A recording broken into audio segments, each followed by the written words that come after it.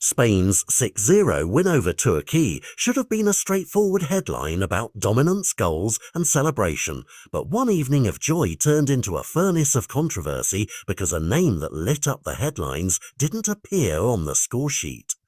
Lamine Yamal, the teenager who has become football's newest sensation, was everywhere in the game, darting down the flank, linking play, creating chances and unsettling defenders.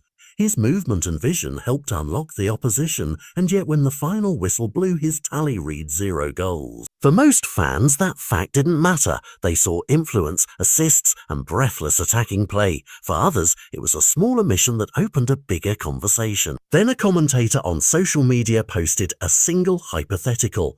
Imagine the same result and a different player. Would the reaction change? Imagine Brazil wins 6-0 and Vinícius doesn't score even one, he wrote, and the internet lit up. That one line did more than note a statistic. It pushed a question into the spotlight. Are all players judged by the same standards, or do narratives and personalities bend the scale?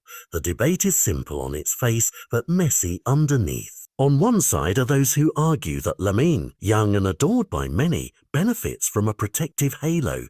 His flair and potential earn him praise even when the goal column is blank. On the other side are those who say Vinícius, a world star with a different history and public perception, rarely gets the same grace.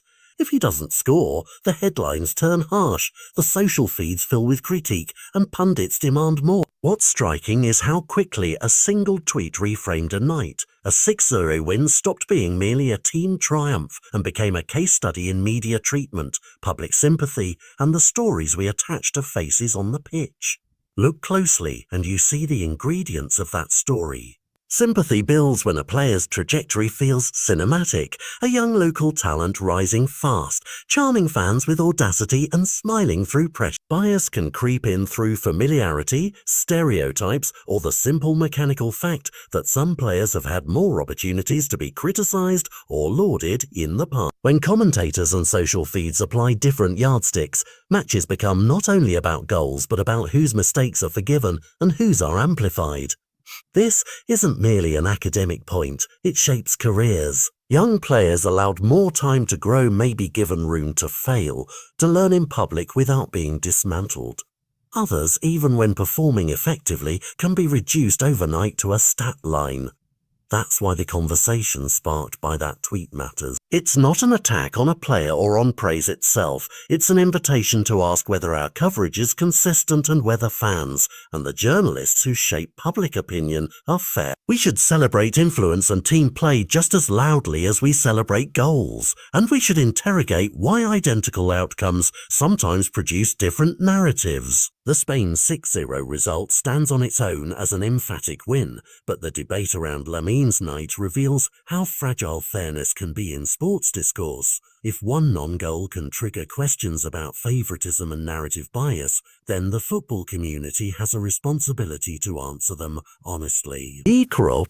So here's the takeaway. Applaud the players who made the scoreline possible, measure performance by context, not just by headlines, and be wary of quick judgments shaped more by story than by evidence. At the end of the day, football is played on grass, but reputations are made in print and on social feeds, and those reputations deserve the same scrutiny we give to match stats. What do you think? Was that tweet a necessary provocation exposing a real double standard, or an overreach that turned a celebration into an unnecessary controversy? Share your view and let's keep the conversation going.